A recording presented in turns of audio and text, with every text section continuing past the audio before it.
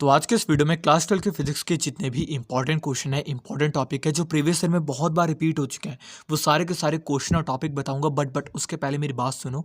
अगर तुम क्लास 12 से बिलोंग करते हो, मैं एवरी सब्जेक्ट की बात कर रहा हूँ, हर एक स्ट्रीम की बात कर रहा हूँ। मुझे पता आप साइंस स्ट्रीम से हो, बट मैं बता रहा हूँ, मैं हर एक बंदे के लिए ना एक ऐसी चीज़ तैयार कर रहा हूँ जो कि आपको एंड में दूंगा जब आपका एग्जाम नजदीक आ रहा होगा। वो बहुत इंपॉर्टेंट मटेरियल है। एमसीक्यू हो गया, केस बेस्ड हो गए, सारे के सारे आपके आराम से टैकल हो जाएंगे उससे, बिल्कुल आराम से, बिल्कुल फ्री का है। इसलिए कह रहा हूँ चैनल को सब्सक्राइब कर लो। अगर आप क्लास 12 से बिलोंग करते हो प्लीज़ सब्सक्राइब कर लेना, ठीक है।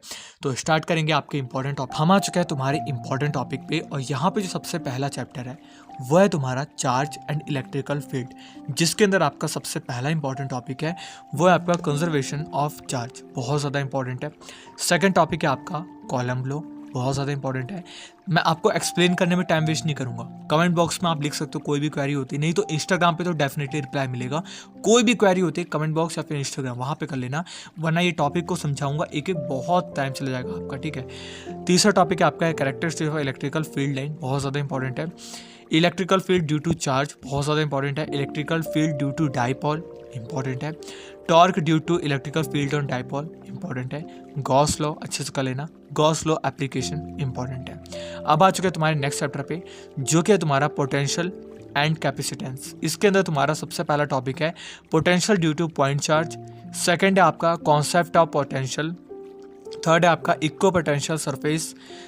चौथा है आपका सीरीज पैरेलल ऑफ कैपेसिटर, ये भी काफ़ी इंपॉर्टेंट है। अबाउट डाई इलेक्ट्रिक एंड पॉलिस्ट्रेशन आपको अच्छे से आना चाहिए। अगला आपका एनर्जी ऑफ कैपेसिटर। अगला आपका पैरेलल प्लेट कैपेसिटर, ये भी काफ़ी इंपॉर्टेंट है। Capacitor parallel plate related numerical आपके आते रहते हैं, तो इनको अच्छे से जो है वो कर लेना। अब आ चुका है तुम्हारे नेक्स्ट चैप्टर पे, जो कि है तुम्हारा करंट इलेक्ट्रिसिटी। सबसे पहला एवी एंड इंस्टेंट करंट आपका जो है वो, मतलब हाँ ये इंपॉर्टेंट है। करंट इलेक्ट्रिसिटी इंपॉर्टेंट है। ड्रिफ्ट वेलोसिटी एंड मोबिलिटी काफ़ी इंपॉर्टेंट है। ओम्स लॉ कैरेक्टरिस्टिक्स इसके अच्छे से पता होने चाहिए। Temperature dependence of conductor important है आपका। कॉम्बिनेशन ऑफ सेल इंपॉर्टेंट है। क्रिशॉफ रूल्स आपका इंपॉर्टेंट है। एंड वेलस्टोन ब्रिज, ये भी आपका जो है वो इंपॉर्टेंट है, ठीक है। इसके बाद नेक्स्ट चैप्टर आता है moving charges and magnetic field. इसमें आपका जो है वो बायो सावर्ट लॉ बहुत इंपॉर्टेंट है। MF due to current, magnetic field due to current carrying loop आपका इंपॉर्टेंट है। एम्पियर लॉ इंपॉर्टेंट है। सोलेनॉइड अच्छे से कर लेना। Torque on current carrying wire, force between two current carrying parallel wire, ये भी काफ़ी इंपॉर्टेंट है। Moving coil galvanometer, galvanometer as an ammeter and volt आप कर लेना अच्छे से। नेक्स्ट चैप्टर आता है magnetism and matter. Bar magnet important है। MF magnetic field due to bar magnet and axial and perpendicular torque on magnetic dipole important है। Magnetic properties of a material, paramagnetic और diamagnetic and ferromagnetic important है। Effect of temperature on magnetic properties काफ़ी ज़्यादा important है, इनको भी अच्छे से कर लेना। अब आ चुका है तुम्हारे नेक्स्ट चैप्टर पे, जो कि है तुम्हारा electromagnetic induction. Faraday law important है। लेंज लॉ इंपॉर्टेंट है। Self induction and mutual induction important है, इनको अच्छे से कर लेना। अब आ चुका है तुम्हारा नेक्स्ट चैप्टर अल्टरनेटिव करंट। इसके अंदर तुम्हारा सबसे पहला है peak value of I and V, LCR series circuit, phasor method के द्वारा, ठीक है।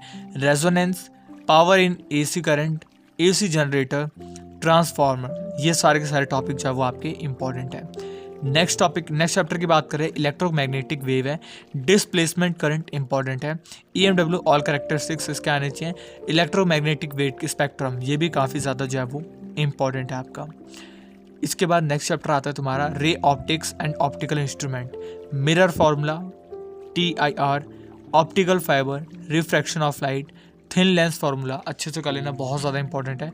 Combination of lens, microscope, astronomical telescope, reflecting and refracting, prism and refraction index of prism, ये भी काफ़ी ज़्यादा जो है वो इंपॉर्टेंट है।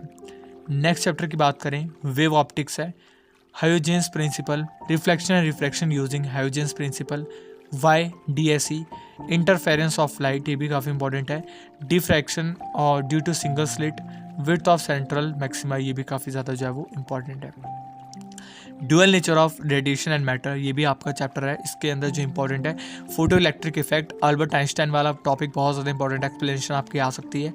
डी ब्रॉगलीस रिलेशन आपका जो है वो इंपॉर्टेंट है इस चैप्टर से। नेक्स्ट चैप्टर आपका atom, Rutherford experiment, Bohr model, और derivation of radius, velocity, energy, hydrogen spectrum आपका इंपॉर्टेंट है इस चैप्टर से। इसके बाद nuclei, radius of nuclei, binding energy concept और nuclear fission and fusion relation, इसके बारे में आपको जो है वो पता होना चाहिए, ठीक है। नेक्स्ट चैप्टर आपका semiconductor devices, PN junction diode, half and full wave rectifier, P and N type semiconductor, forward and reverse bias of diode, ये भी आपका जो है वो काफ़ी ज़्यादा इंपॉर्टेंट है।